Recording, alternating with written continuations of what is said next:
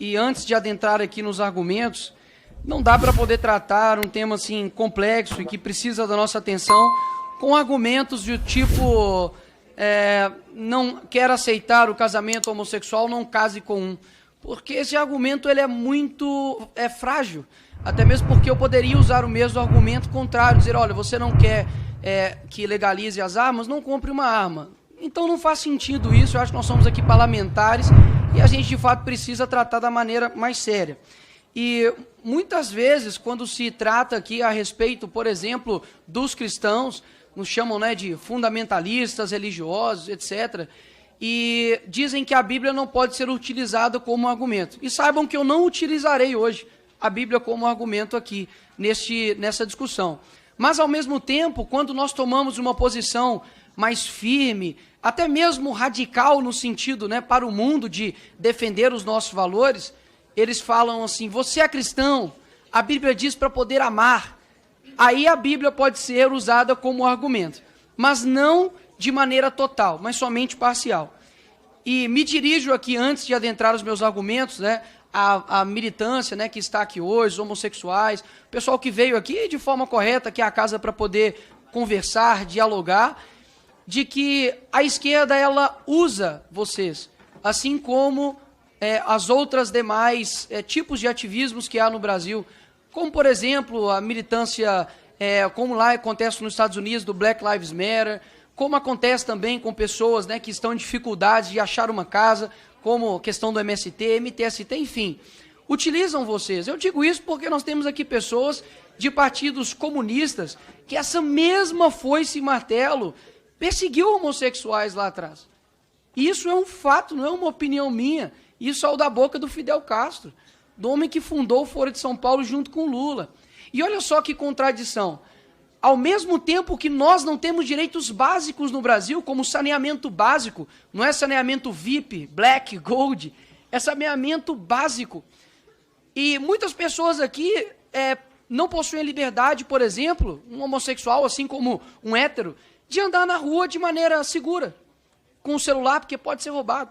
Se ele usar aqui o transporte público, como eu usei durante muito tempo na minha vida, ele vai encontrar um serviço prestado pelo Estado péssimo. Se ele tiver algum problema de saúde, for até no seu bairro ali, que seja numa UBS, ele vai encontrar, delegado Caveira, uma prestação de saúde pública horrível. Na escola, talvez, que seu filho ou sua filha irá frequentar, que o Estado fornece, ele vai encontrar uma prestação de infraestrutura, inclusive péssima. Mas nada disso importa. O que importa é que o Lula diz que tem compromissos com o direito LGBT. Sendo que você, LGBT, não tem, além de somente falas do presidente, não tem mais nada que o governo possa te oferecer de direitos de fato. Saúde, educação, transporte, nada. Mas migalhas sendo oferecidas para uma militância que eles utilizam. Até mesmo porque há homossexuais que não concordam com a militância e que são discriminados pelos mesmos. Ou seja, não se enganem.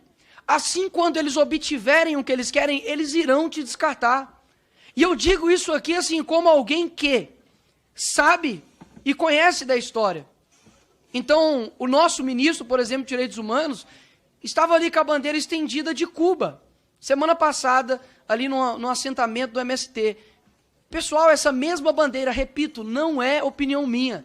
Essa mesma bandeira, dominada por Che Guevara e Fidel Castro, perseguiu vocês. Não é uma luta por vocês, é uma luta por eles.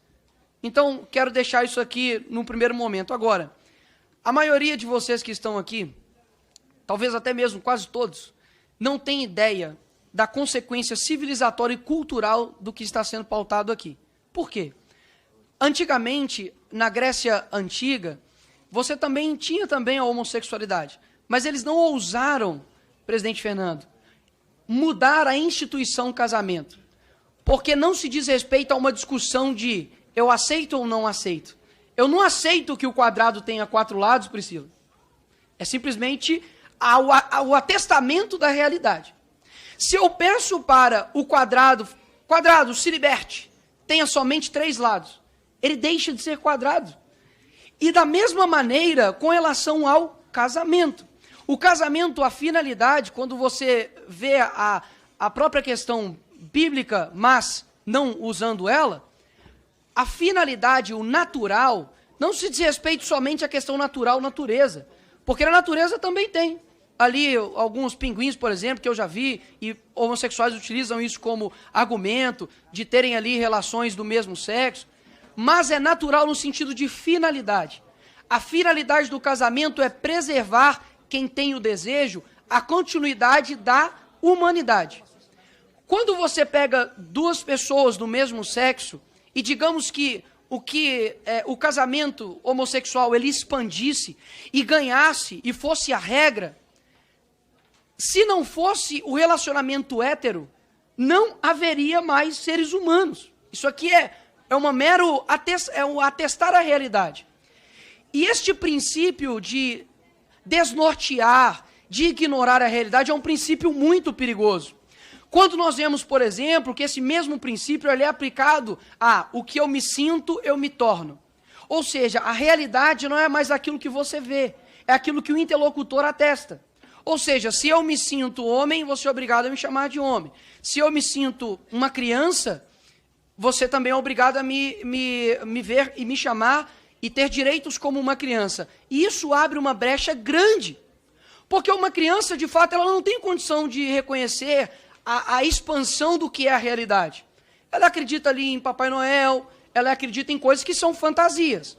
Agora, não podemos fazer com que nós devemos lutar pela tolerância, mas isso não quer dizer que devemos lutar pela normatização de um comportamento ou de uma conduta. Até mesmo porque nós teríamos de normatizar outras condutas e outros comportamentos. E isso que eu estou chamando a atenção de que isso de fato é perigoso. Então, se o casamento pode ser tudo, já não é mais entre um homem e uma mulher. O casamento pode ser entre um homem ou entre uma mulher e uma mulher. Por que não o casamento não pode ser com 3 pessoas? Por que não o casamento? Exato, pode, né? Ok. Vocês estão atestando o que eu estou dizendo. Obrigado. Por que o casamento não pode ser com infinitas moderno, pessoas? presidente. Porque... só um minutinho, é o que eu estou falando, mas não tem problema. Não te interrompi, deputada. Eu estou ouvindo aqui e falando, obrigado, te agradeço, muito obrigado, não consigo fazer o mesmo com você.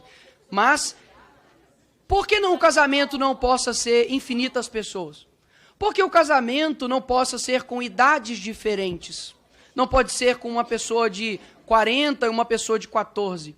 Por que o casamento só precisa ser entre o homem e entre a mulher? Porque exatamente isto é o casamento. É exatamente isso que eu estou querendo dizer. É uma estrutura da realidade.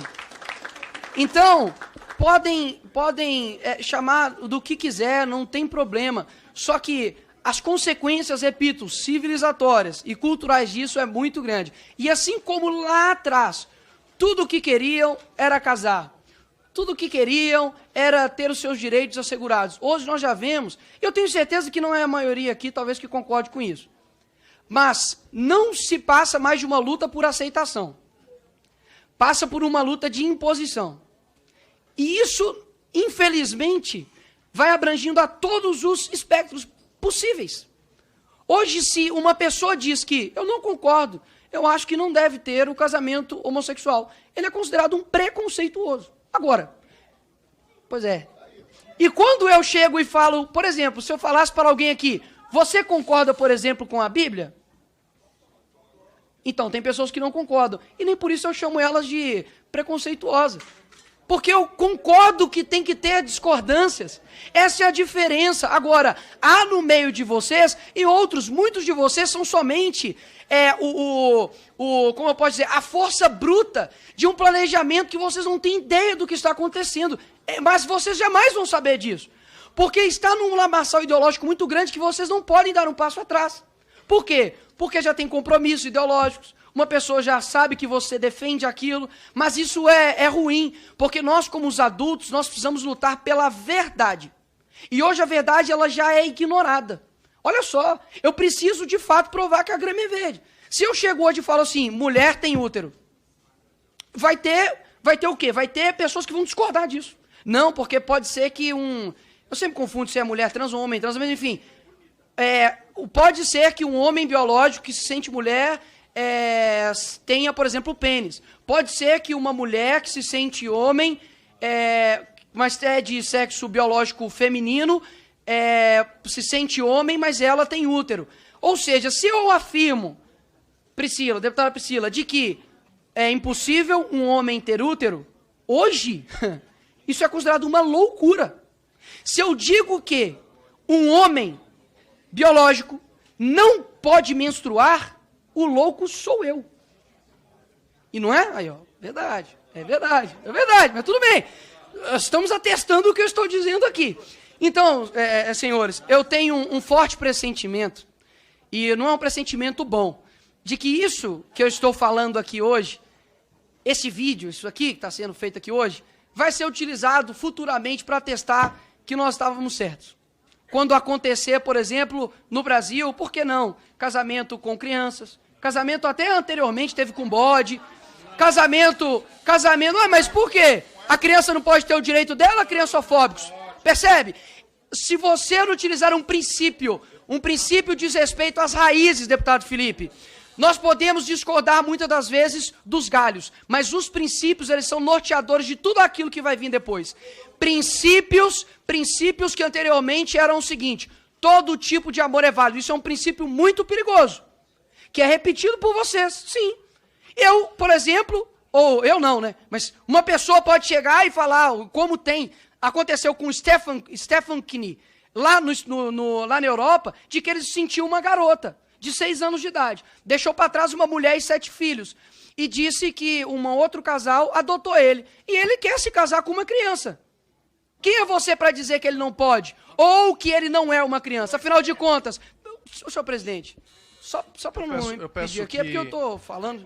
Preservem a fala do só para segurar minha fala. E ninguém aqui que não é parlamentar, ninguém pode falar, apenas os parlamentares. Apenas os parlamentares. Obrigado, senhor presidente. Eu também já estou finalizando.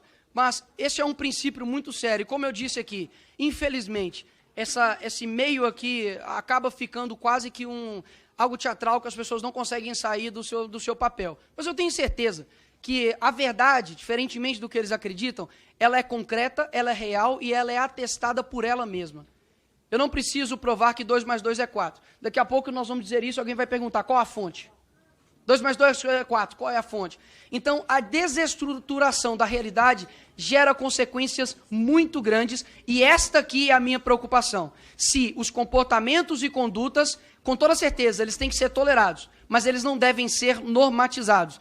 É um péssimo pressentimento que eu tenho de que futuramente, um futuro bem próximo, a minha fala se torne real, infelizmente. Obrigado, presidente.